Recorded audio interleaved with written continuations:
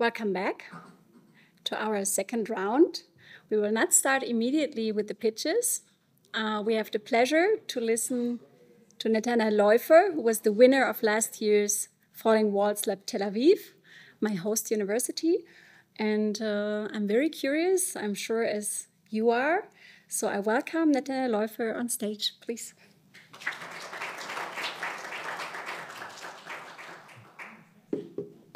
Hi, everyone. Thank you for inviting me. So again, I'm Nathanael. I participated in last year's lab that was held in Tel Aviv. Lucky for me today, it's here for many reasons. One of them is that I live like 5 minutes walk from here. I was fortunate enough to participate in last year's Falling Walls event and to have won it, and then I got sent to Berlin to the Science Summit, the Global Science Summit. And then I was lucky enough to win there one of the top 3 pitches titled Breakthrough of the Year. And I was asked by him to come over and share my experience from last year. So I'll start by me. I'm a postdoc. I did my computer science PhD here with the Hebrew University with Tommy Kaplan. Now I'm at the Faculty of Medicine with Yuval Dor. And I won't be pitching my pitch here, although I like doing that. I'll just tell you the very brief overview of what we did. We look into cell-free DNA or liquid biopsy, which is a method for disease monitoring and detection. Basically, when cells in our body die, they shed cell-free DNA fragments into our bloodstream. We can pick them up and figure out where they came from, and this way we can tell which organs are sustaining damage. And it's applicable for many diseases, cancer detection, autoimmune disease, cardiovascular, and so on. And our contribution to the field is the step where you figure out which organ contributed each cell-free DNA fragment. And so I've been at Hebrew University for over 10 years now, and I've been receiving the emails from the Falling Walls every year, inviting us to submit to participate in the competition. And every year I felt like I wasn't ready, so I'll wait for the next year. And then last year, finally, I decided, okay, now I'm ready. I'm finished my PhD. I have my paper. I have a fair chance of succeeding in that. So I applied and won the competition. It was very fun. So first we got the coach, the speaker coach, what's it called? Workshop, which itself I think I would have been grateful just to receive that and go home, because we got to craft our pitch. We worked for a few days, perfected our pitch. Now we have 3 minutes of a very valuable asset that I encourage you all to use, no matter where you go next. I use it so often. Whenever someone asks me to speak, I just have 3 minutes of very good speech of what I do. And then the competition itself last year in Tel Aviv was very fun. I met new friends, it got some exposure. And then I was very lucky to travel to Berlin, and there we heard about the research in Germany, because one of the goals of this whole thing is to encourage people to do science in Germany or with Germany. So you get to hear of the opportunities there, doing a postdoc, opening a lab, doing a joint collaboration, or founding a startup. And then for the summit itself was also very an amazing experience, because it was not only just about the lab. There's just generally a conference about science, so I got to hear top experts in their field, heard talks about from many different disciplines like astrophysics and criminology and political science. It was very stimulating. And the highlight for me was obviously the finals day. 100 participants from all over the world, but literally all over the world, not just the academic world, which is US, EU, and maybe Australia. It's just Africa, Asia, and everywhere. 80 different labs, local labs. Out of 2,500 participants, 100 people got to the finals, and we were encouraged to become friends. So we did. Everyone was very friendly, so we made friends, and we got the opportunities, the time, the food, and the accommodation was provided. So it was very fun. And then for the finals day, it was very exhausting and exciting, and 100 people talked 3 minutes one by one. Very difficult to follow, although everyone there were really good, because they all have already won some competition back home, and they were all very creative and gave their best shot, and people were wearing traditional clothes from Africa or from Asia, and people got lots of props. Some guy flew in his scooter from Peru, electric scooter, and someone talked with a gas mask on his face, talking about pollution. like the main, you could imagine the main themes were healthcare, climate, developing world materials. Like many talks about batteries. And then I was honored to receive the award. It was very exciting. I got lots of exposure, lots of leads. This morning I came back from California, from a conference I was invited to as a direct outcome of me winning the Falling Walls competition in a conference held by Google in Mountain View, which was also very fun. It was just got invited because I won. So this has been a great opportunity for me. I got a lot from it. I think for my career onward. And I'll get to the message I want to say. I kind of said at the beginning, I wanted to take the asset that you got, the speech that you have already perfected, and use it. Also, keep your curiosity, keep doing good science. And I really enjoyed listening to the first speeches. So I'm looking forward to hearing your next ones. And again, thank you for listening.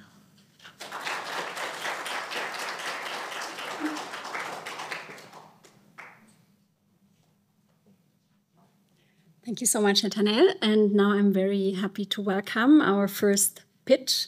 This is Alexandra Kogan from Haifa University. Hello, everyone. My name is Alex, and today we're going to talk about breaking the walls of unseen epileptic seizures. So epilepsy is one of the most common neurological conditions worldwide, and while there's medications and treatment available, about a third of patients are still resistant to therapy, which means they're still experiencing debilitating epileptic seizures. Now, accurate diagnosis is crucial for treatment, and for that, doctors need to know the number and types of seizures a patient experiences.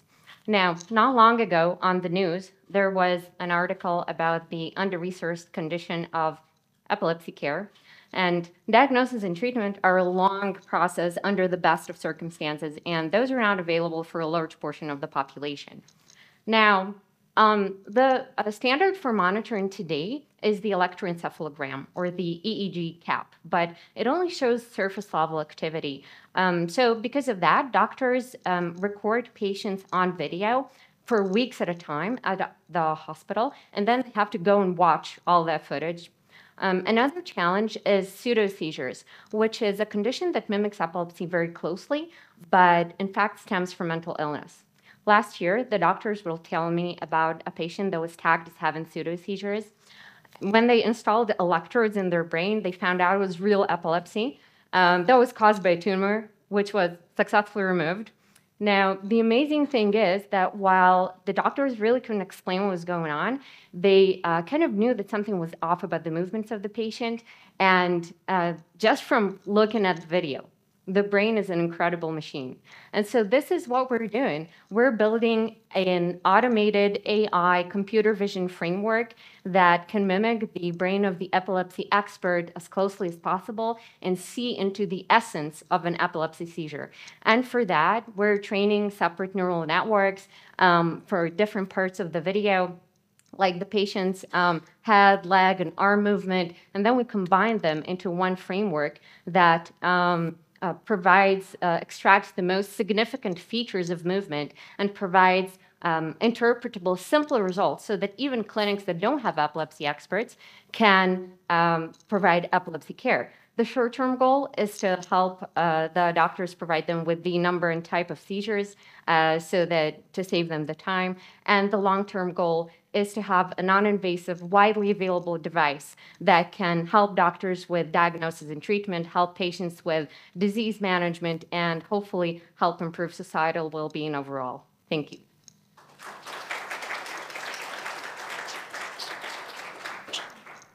Are there any questions? Maybe one question, very quick one. Yes. Can you elaborate about the AI app, what you're doing with the AI? Yes, absolutely. So this is a computer vision ensemble framework that is built on separate deep learning networks that all come together into this framework that then decides which network is making the best decision. So this is to overcome the problem of occlusion in video. Yes. The input to the AI is the video. Just the video, exactly. So it can also come home with the patients later. Yeah. Thank you.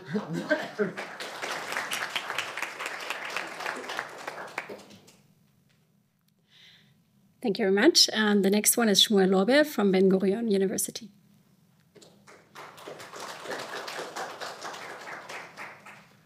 Imagine a machine that could learn not with following rules, just by letting nature do the computing. That's what we're building, a new kind of machine learning based on quantum physics. That's fast, energy efficient, and surprisingly robust. My name is Shmuel Lobe from Ben-Gurion University, and today I'll show you how our approach breaks a wall even quantum computers haven't solved. Okay. Artificial intelligence today is incredibly powerful, but it comes at a cost. Machine learning models today are getting bigger, more complex, and increasingly energy hungry. By 2030, generative AI models, together with data centers, might consume as much electricity as 21% of the world's electricity. That's not efficient and not sustainable. You probably know quantum computers. They sound like the ultimate solution. However, they have a huge problem: noise. Quantum bits are extremely delicate. Tiny vibrations, temperature changes, even light can corrupt the data. That's why implementing real-world algorithms on these machines is still so difficult. So instead of fighting with noise, we decided to build a system that works with it. Our solution is called quantum transport networks. Think of it as a network of pipes where quantum particles flow like waves.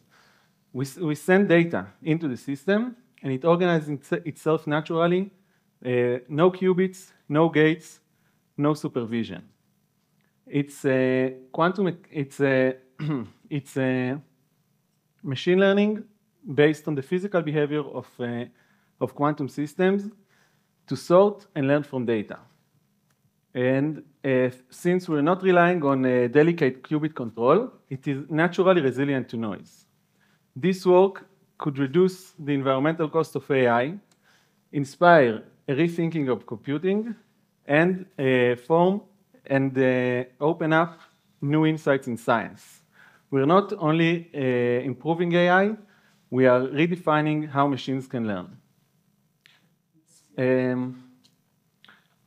Here you see how we tested our network using simulations and real data, clustering molecules,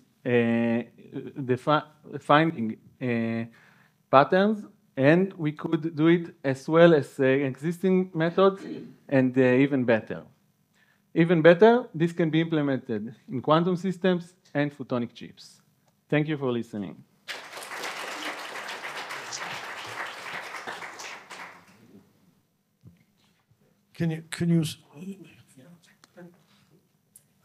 It wasn't clear to me what you actually build. You're building a computer without qubits, or you're using classical computers with simulating quantum effects? Yeah, it's I can. Okay. Think of it as a hardware that is built in the same manner as a neural network, in the same structure, but instead of simple bits that control the network, it's just a maze that a quantum particle can go through it. So the algorithm is the innovation? The algorithm or a hardware, you can implement it either way. Thank you. We have to play the fair game. Time is up, so thank you very much.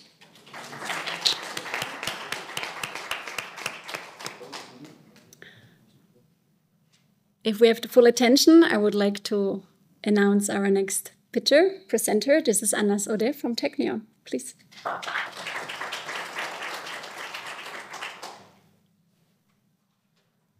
What if I told you? What if I told you there is a silent killer inside your body that medicine can't stop? It kills more people than cancer and heart disease combined. Every 90 seconds, it claims another life. At the age of 16 years old, I became one of those statistics, but I refuse to accept that some walls are unbreakable. This killer has a name, fibrosis, or internal scar organs. The disease that is eating my movement muscles, my breathing muscle, and my heart. It's claiming 45% of lives worldwide, but here's the kicker. With absolutely no cure. Different organs, same deadly walls blocking every cure. Different disease names, such as cystic fibrosis, same deadly killer. We found the architect of these walls, an enzyme called LOX. In healthy conditions, we have a balanced LOX levels that's keeping you alive. Whereas in highly fibrotic diseases, we have a high LOX levels. Fibrosis builds physical barriers around your organs. Look out every medicine. More walls are building up. Eventually, and hopefully, we're gonna die. The core problem is LOX. And as everyone sitting here, LOX has its own split personality. Inside your cells, it's keeping you alive. And outside, it's a serial killer building walls of death everywhere. And every single drug we have tried, it failed because it attacked both sides, inside and outside. Our euphoria moment, one enzyme, one target, one therapy, a universal solution. A patent has been registered in this solution. Let's see it together. We snipe LOX, the bad LOX, only outside the cells. How? By using specific GPS immune cells, where? Precisely in fibrotic organs and not healthy organs. One breakthrough, bringing down every wall fibrosis belt. Results are proven from my PhD. Patent is registered. While I'm pitching here in these 3 minutes, another 2 lives have been lost. But today, I'm here saving millions of lives, including mine and my little brother. Thank you for listening.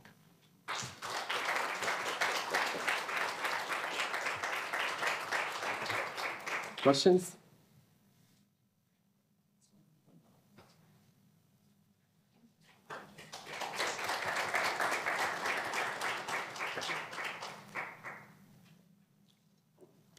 Now we have another pitch from Technion, from Hadas Ome.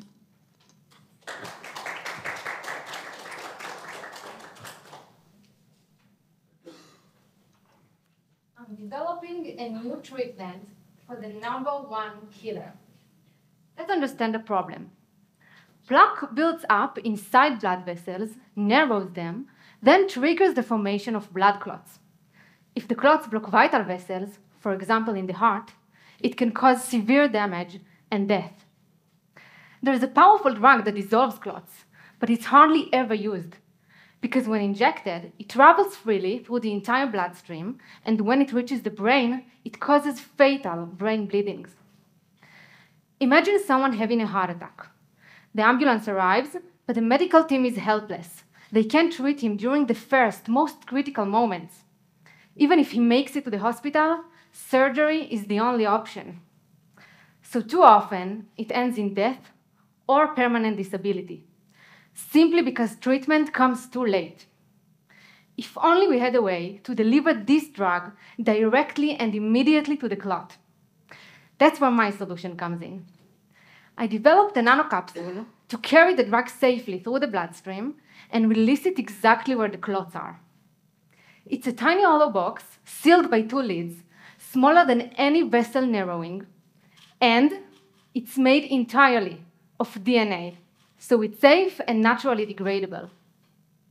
How does it know where to open? Narrowed blood vessels create a dramatic rise in the forces of the blood flow.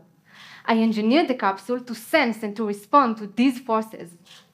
Each lid is sealed by a spring that I carefully tuned, so under normal flow, it stays closed. But under pathological flow, the spring flexes, the capsule pops open, and the drug is released. With a single shot, millions of capsules could be injected. They'll circulate and release the drug at the dangerous spots. An immediate, simple treatment when every second counts. This isn't science fiction. I've already built the capsule. These are real microscope images. I'm offering a game-changing solution to our top cause of death and disability. A one-of-a-kind capsule that could save millions, and also be a platform for more smart solutions. Thank you very much.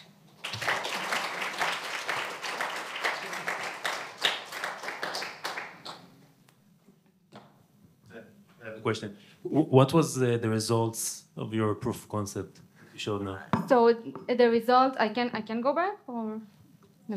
So the result is that I already built the capsule itself. Actually, I've built two types of capsule that can carry the drug, hold it safely, and carry it. I've also specifically analyzed the spring separately by itself to not only analyze it theoretical with the math and everything, the physics, but also in experiments where I stretch them, I abuse them very, very nicely, and check that they are fitting to the match to the forces of the system. In your opinion, is the innovation the building of this device with the opening, or the use for blood clots? Sorry, again, for the... In your view, the device itself, building it so it opens when it's... Yeah, it opens when it's... That is, in your view, the main innovation, or the use of such a device? The use of such a device, the opening mechanism, the spring, creating a spring from DNA, and use the force... No, but I'm asking, in your view, what is the main innovation? The main innovation is bringing DNA as a scaffold material to create a capsule that could use for treating specifically cardiovascular disease, and in the future maybe more. Thank you. Thank you. Thank you.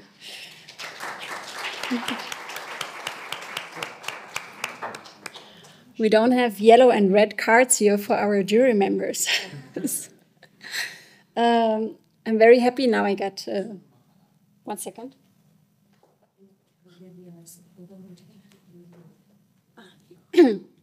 Yes.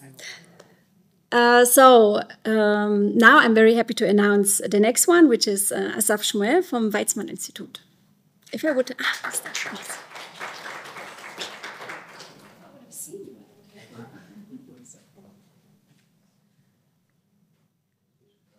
It started with just one spark. Hours later, thousands of acres were burned, families lost their homes, and animals simply didn't have the time to escape. Wildfires are among the most dangerous natural hazards on Earth and are intensifying with climate change. 5 years ago, the Australian bushfires killed over 1 billion animals. This year, the LA wildfires killed dozens of people and cost over $200 billion in damages. Once a wildfire reaches this magnitude, no force on Earth can stop it. But there is cause for hope. Every megafire begins with just one spark. If we can predict and extinguish the fire at this early stage, we can prevent a catastrophe from occurring later on. There is another cause for hope. 50% of burned forests are burned by just 1% of the most extreme wildfires. This means we do not have to prevent each and every fire on Earth, but just preventing this 1% can already solve half the problem. In my dissertation, we developed tools for exactly this purpose. We assembled a dataset with millions of wildfires from all around the globe over a decade, along with the meteorological conditions and the vegetation data for each fire. We trained machine learning models to predict when a fire will start, how fast it would spread, and how large it could get. We compared the performance of these models to the 3 most widely used fire weather indices, the Canadian, American, and Australian indices.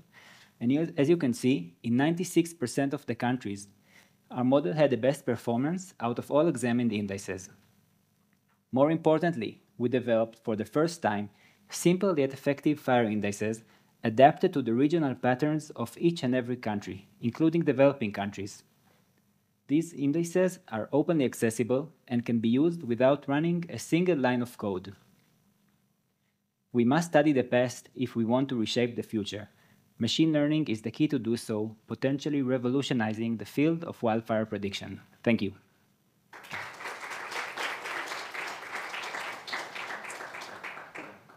I'm happy to take any questions. Thank you.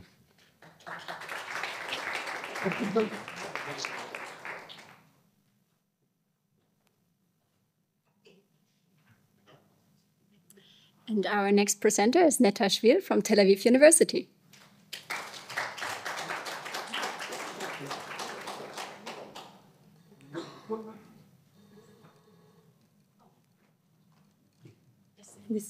Thank you.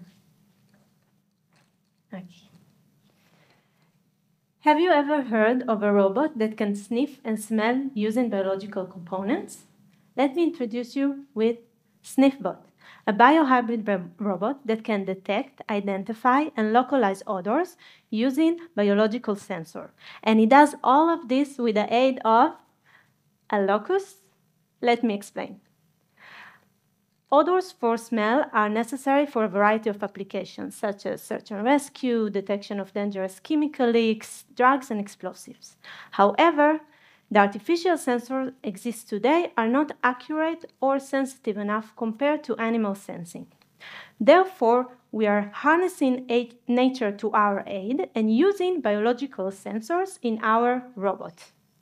SniffBot, we use the locust's main olfactory organ, its antenna, and take it as is into this very specialized antenna holder on top of our SniffBot. SniffBot is comprised of three main parts. The first part is the recording layer that uses two silver electrodes to record all 50,000 olfactory receptor neurons from the locust antenna and their response to different smells. Second, we have our active sensing module that uses tiny pump to sniff and sample for odor cues in SniffBot proximity. And finally, we have our decision-making model that is basically a tiny computer that analyzes those odor cues and identify the smell. The neurons within the locust antenna respond differently to each kind of odor and create this very specific pattern to every different smell. Here's an example for lemon, vanilla, or citrus. We take this pattern and train machine learning algorithm to differentiate between those smells. Finally, we ask our robot to identify and to find a target odor. And our robot was able to identify and get to the target odor in more than 90% of cases for most of the experiment. Hopefully, we can use SniffBot in the future in search and rescue and other homeland security missions, and to make the use of people or bomb-detecting dogs redundant and create a safer future for us all. Thank you. Questions? So how does this compare with very advanced electronic noses that have been trained for years to do similar kinds of tasks? Yeah, so first of all, it's super sensitive. We compared it with GCMS, and it was 10 to the 4 times more sensitive than GCMS. And it's also variable. You can train the model for everything the locust can sense. It's not specific to one kind of odor. And apparently, locust can sense a lot of odors, like lots of explosives and other things. You have to know the odors in advance in order to do the training. Yes. You can't do anything much with an unknown odor. No, it's supervised training. Yes, thank you. Thank you.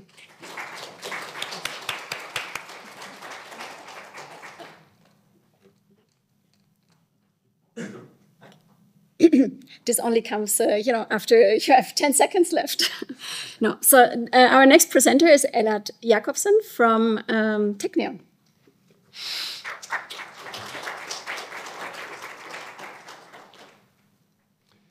Hi, everyone. My name is Elad, and my question to you today is, can AI teach us to listen to each other? And I believe that the answer is yes. In the world today, social polarization is on the rise, with social media amplifying extreme views and trapping us in echo chambers.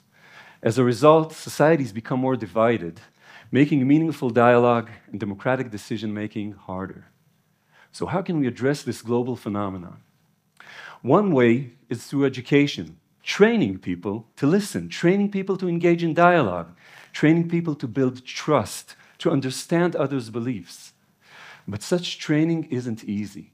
It's expensive, it's time-consuming, and skilled facilitators are very hard to find. This is where I believe the generative AI, and especially LLMs, large language models, can make a huge difference.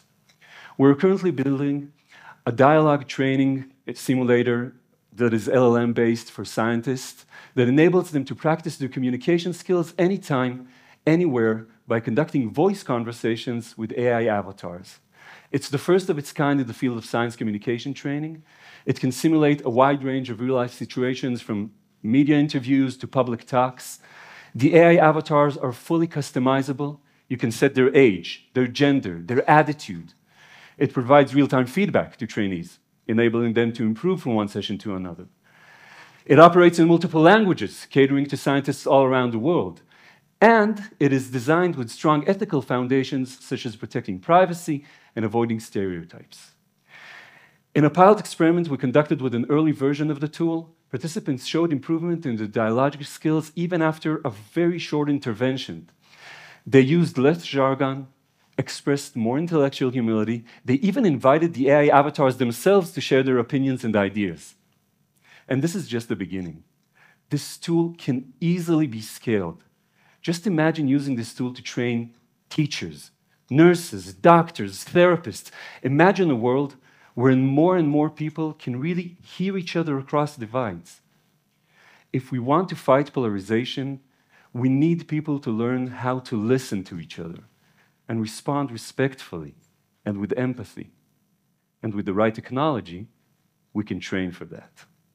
Thank you very much. Questions? How do you keep it from not doing the opposite? Like AI can go wild and do just harm, right? Yeah, for sure. Well, the research is still ongoing, but we're like putting limits on in 8 seconds and how we do it, but we're putting limits on what it can do and what and not going to keep investigating. But I mean, that's a very major interest we have in this research. Since it's based on conversation, how do you deal with the prosody, with the music of speech? You said something about attitude. The attitude in the prompt itself, we like tell ChatGPT what kind of attitude. But the avatar cannot express anger or fear or sympathy unless you understand how the music of speech works. The tone of speech, haven't gotten to that yet. Yeah, Just yeah, like I know, it's a very difficult problem. Yeah. That's something that you should look into in the future. For sure. Thank you very much.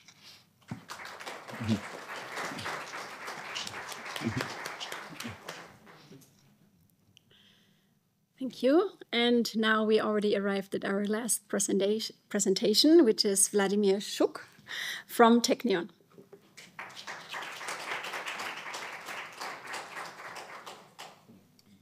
Good evening, everyone. It's a great pleasure and honor to be here. My name is Vladimir Zhuk. I am an electrical engineering student, and my innovative research is in the field of urban indoor vertical farming. A few words about the field itself. Vertical farming is the growing practice in vertically stacked layers, on the contrary to the horizontal practices that are utilized for many years already. And such systems have many advantages, such as year-round cultivation in a fully controlled environment, under artificial lighting. They can be located very close to urban consumption areas, but they have one major disadvantage, which is operational cost. As you can see, energy consumption accounts for almost 40% of the operational cost of the whole system, as well as only the lighting accounts for 80% of the total energy usage.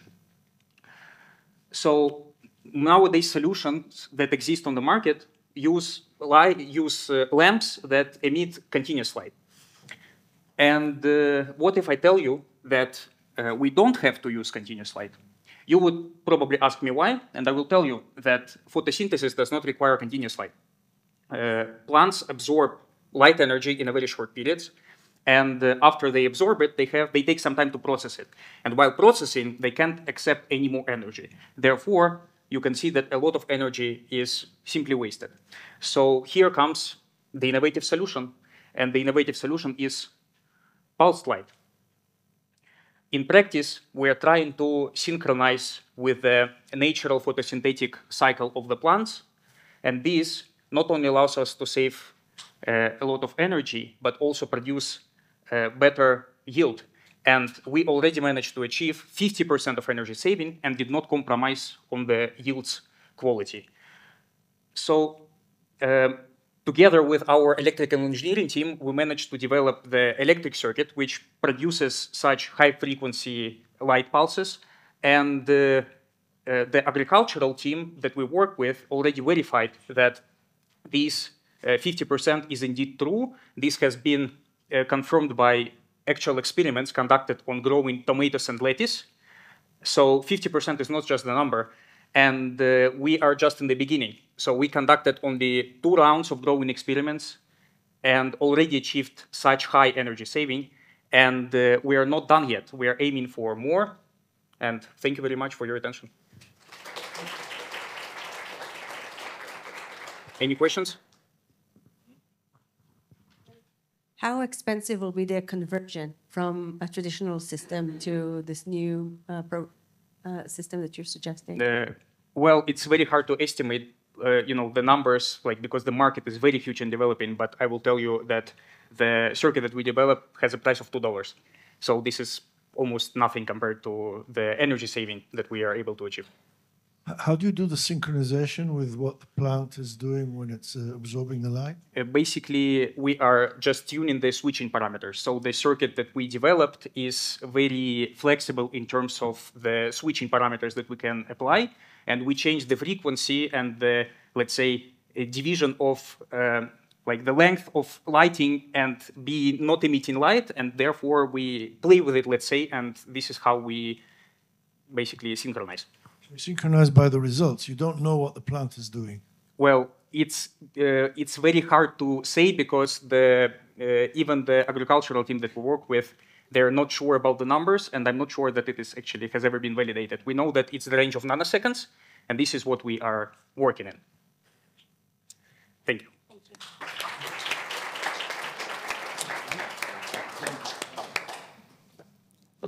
3 minutes. Nevertheless, we went through pretty well on time, and it's now 6 o'clock.